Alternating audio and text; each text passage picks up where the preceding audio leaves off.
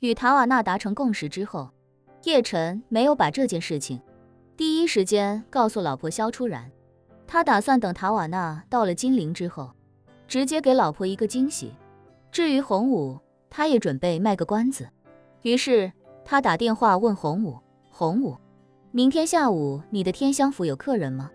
洪武道：“叶大师，天香府明天有些朋友预定，不过钻石包厢我是一直空着的，以便您随时有需要。”叶晨嗯了一声，道：“明天你在天香府准备一桌最高规格的宴席，我有一个朋友要过来，到时候你最好也在。”没问题。洪武虽然最近知道塔瓦纳要来看演唱会的消息，但他这种人平日里根本就不追星，也不了解具体情况，更不知道叶晨和他的关系，所以听说叶晨有个贵客要招待，并没有往这方面想。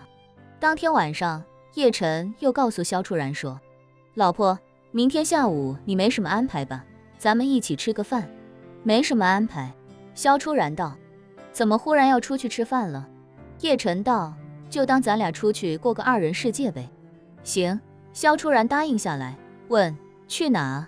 叶晨道：“我还没想好，不过你不用操心了，明天我去公司接你。”行。翌日中午，塔瓦纳乘坐自己的私人飞机从东京起飞，前往金陵。日本媒体全程直播了塔瓦纳飞机起飞的全过程，富士电视台甚至还做了一个再见了塔瓦纳的直播节目。无数粉丝前往机场，甚至在机场跑道外的护栏两侧为塔瓦纳送行的场面，令全世界为之惊叹。上一个能够做到如此影响力的歌手，还要追溯到迈克尔·杰克逊风靡全球的那个时代。不只是东京的粉丝狂热，华夏粉丝对塔瓦纳的热情也毫不逊色。精通民航领域规则的粉丝早就知道了塔瓦纳私人飞机的注册号，所以飞机刚刚起飞，他们就已经开始不停地刷新飞机的飞行动态。数千名粉丝已经在金陵机场做好了接机的准备。飞机上，塔瓦纳坐在柔软舒适的豪华座椅中一言不发，他的视线一直在看着飞机下方的茫茫大海，偶尔也会不由自主地往海平面与天际线的方向去看，想要早些看到陆地，因为他知道从东京飞往金陵，能看到陆地的时候，就证明已经快要到了。这几日，塔瓦纳没有一日，甚至没有一刻不再想念叶晨，这种感觉对他来说非常微妙。他出道至今，情史算得上十分丰富，也自诩是一个敢爱敢恨的人，但是面对叶晨，他却只敢在心里不停地想着他，甚至都不敢把这话告诉任何人。旁边的崔佛此时也有些失神，他也感觉到了女朋友这几日来那种不由自主的疏远。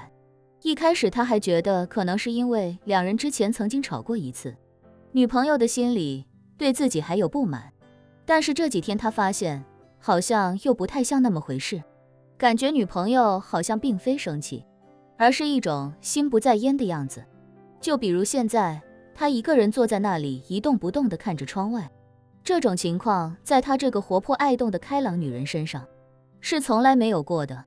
以前他坐飞机除了睡觉时间之外，其他时间都非常活泼开朗，要么就是拉着自己不停地说，要么就是抱着一把旅行吉他不停地弹唱，有时还会跟自己做小游戏。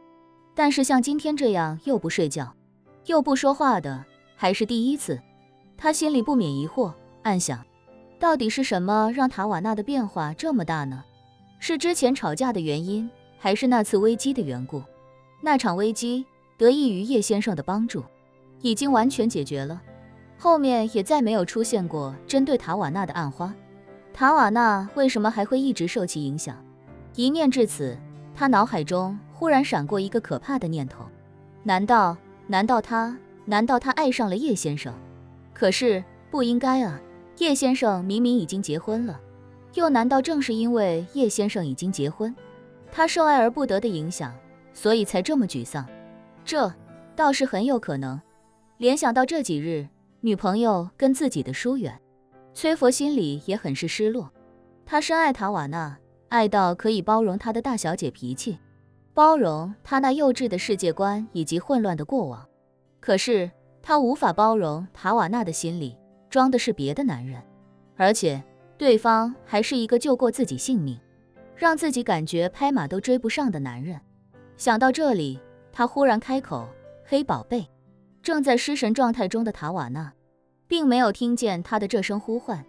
崔佛叹了口气，身体凑近了一些，声音也大了一些，说道：“黑宝贝。”塔瓦纳这才回过神来，有几分慌张地笑了笑，问他：“怎么了，亲爱的？”崔佛微笑问道：“你在想什么呢？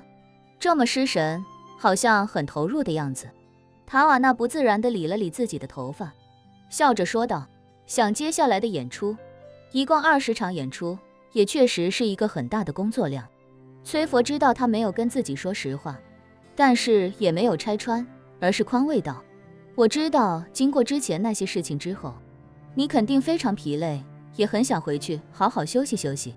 不过这毕竟也算是在华叶先生一个人情，所以你可能还是得坚持坚持。”崔佛故意提及叶晨，就是想看看塔瓦纳在听到自己提叶晨之后什么样的本能反应。果然，当崔佛说到叶先生的时候，塔瓦纳的表情不由自主地笑了笑，甚至连他自己都不知道自己的微表情竟然有这样的变化。崔佛看在眼里，心中叹气，这是自塔瓦纳失神以来第一次看到他发自内心的笑容。看来自己的猜测确实很接近了。塔瓦纳此时也似乎被打开了话题，忍不住说：“巡演这么久，其实我早就已经非常疲倦了。我也是想着这是在还叶先生人情，所以才强打起精神来。”说着，他想起什么，又道：“对了，崔佛，你是不是很快就要回美国参加训练和比赛了？”崔佛点点头，教练和球队经理已经联系我了，他们希望我能早些回去，最迟也要在5天之内归队。塔瓦纳笑道：“没事的，你有事就回去忙，到时候我让飞机送你回去，我就在华夏。”踏踏实实把这20场演出演完，演完之后我准备休息几个月，到时候我会回美国的。崔佛问他：“宝贝，等你演完出回到美国之后，我们还会像以前一样吗？”